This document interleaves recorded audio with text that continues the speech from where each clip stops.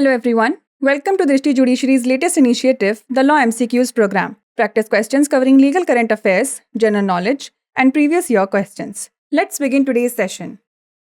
The first question is, what does the doctrine of ultra vires mean?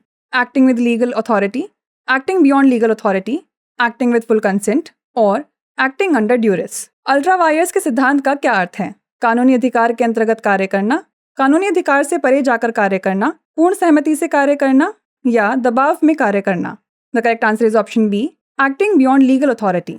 इसका सही उत्तर है option B, कानूनी अधिकार से परे जाकर कार्य करना. The term ultra vires is derived from Latin, meaning beyond the powers. The doctrine of ultra vires refers to actions taken by a company or its officers that are beyond the powers and authority granted by its constitution or the law. शब्द ultra vires Latin से लिया गया है, जिसका अर्थ है शक्तियों से परे. अल्ट्रा वायर्स के सिद्धांत का तात्पर्य किसी कंपनी या उसके अधिकारियों द्वारा की गई ऐसी कार्रवाइयों से है जो उसके संविधान या कानून द्वारा प्रदत्त शक्तियों और प्राधिकार से परे है. Next question is, what does section 5 of the limitation act 1963 apply to? Suit, execution application, appeal and application और नन ऑफ द अबव. परिसीमा अधिनियम 1963 की धारा 5 किस पर लागू होती है? मुकदमा, क्रियान्वयन आवेदन, अपील और आवेदन या उपरोक्त में से कोई नहीं. The correct answer is option C, appeal and application. इसका सही उत्तर है ऑप्शन सी, अपील और आवेदन. Section 5 of the Limitation Act of 1963 allows for the extension of the time limit for filing appeals or applications. An appeal or application can be accepted after the deadline if the appellant or applicant demonstrates sufficient cause for the delay to the court.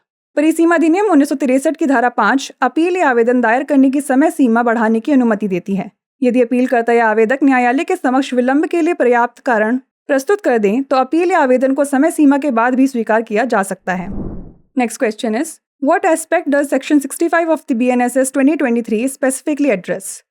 Criminal procedures, civil litigation rules, service of summons for individuals और service of summons for companies. BNSS 2023 की धारा 65 विशेष रूप से किस पहलू को संबोधित करती है? आपराधिक प्रक्रियाएं, सिविल मुकदमेबाजी नियम, व्यक्तियों के लिए समन की तामील या कंपनियों के लिए समन की तामील. The correct answer is option D, service of summons for companies. इसका सही उत्तर है ऑप्शन डी, कंपनियों के लिए समन की तामील. Recently in the case of Messrs.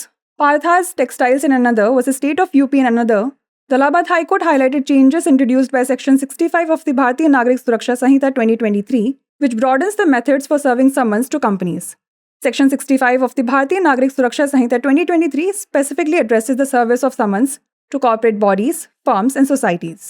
हाल ही में मेसर्स पार्थास टेक्सटाइल्स एवं अन्य बनाम उत्तर प्रदेश राज्य एवं अन्य के मामले में इलाहाबाद उच्च न्यायालय ने भारतीय नागरिक सुरक्षा संहिता 2023 की धारा 65 द्वारा किए गए परिवर्तनों पर प्रकाश डाला, जो कंपनियों को समन भेजने के तरीकों को व्यापक बनाता है. भारतीय नागरिक सुरक्षा संहिता 2023 की धारा 65 विशेष रूप से कॉर्पोरेट निकायों, फर्मों और सोसाइटियों को समन भेजने के संबंध में है. Next question is, under which law can a victim of domestic violence seek interim maintenance in India?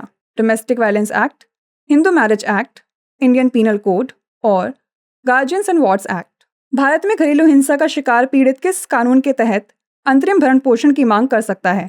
घरेलू हिंसा अधिनियम, हिंदू विवाह अधिनियम, भारतीय दंड संहिता या संरक्षक और वार्ड अधिनियम. The correct answer is option A, domestic violence act. इसका सही उत्तर है ऑप्शन ए, घरेलू हिंसा अधिनियम. Recently in the case of Palaparthi Sheba and others versus the state of Andhra Pradesh and others, the Andhra Pradesh High Court addressed the issue of interim maintenance in a domestic violence case, highlighting the significance of granting maintenance from the date of application. A victim of domestic violence in India can seek interim maintenance under the Domestic Violence Act. हाल ही में पलापर्थी शेभा एवं अन्य बनाम आंध्र प्रदेश राज्य एवं अन्य के मामले में आंध्र प्रदेश उच्च न्यायालय ने घरेलू हिंसा के एक मामले में अंतरिम भरण पोषण के मुद्दे पर विचार किया और आवेदन की तिथि से भरण पोषण प्रदान करने के महत्व पर प्रकाश डाला. भारत में घरेलू हिंसा का शिकार पीड़ित घरेलू हिंसा अधिनियम के तहत अंतरिम भरण पोषण की मांग कर सकता है. The last question is, provision for determination of lease is given under which section of the transfer of property act?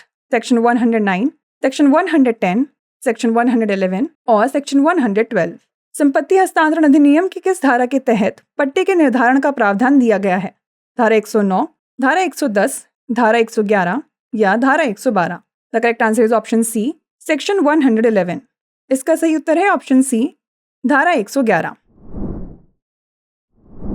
The lease determination provision is provided under Section 111 of the Transfer of Property Act of 1882. This section details the various modes for terminating a lease, including the expiration of the term, notice, merger, and other specified circumstances. पट्टा निर्धारण का प्रावधान संपत्ति हस्तांतरण अधिनियम 1882 की धारा 111 के अंतर्गत प्रदान किया गया है। यह धारा पट्टे को समाप्त करने के विभिन्न तरीकों का विवरण देता है, जिसमें अवधि की समाप्ति, नोटिस, विलय और अन्य निर्दिष्ट परिस्थितियां शामिल हैं। Before we wrap up, here's a question for you. Evidence means and includes oral evidence, documentary evidence, both A and B, और pleadings of the parties. साक्ष्य का अर्थ और इसमें शामिल है मौखिक साक्ष्य, दस्तावेजी साक्ष्य, A और B दोनों, या पक्षों की दलीलें। इसका उत्तर हमें कमेंट सेक्शन में ज़रूर भेजिएगा। ऐसी और वीडियोस देखने के लिए लाइक, शेयर और सब्सक्राइब करना ना भूलें। धन्यवाद। डियर व्यूअर्स, अपने एग्जाम की तैयारी को और बेहतर करने के लिए हमारे चैनल को लाइक, शेयर और सब्सक्राइब करना न भूलें।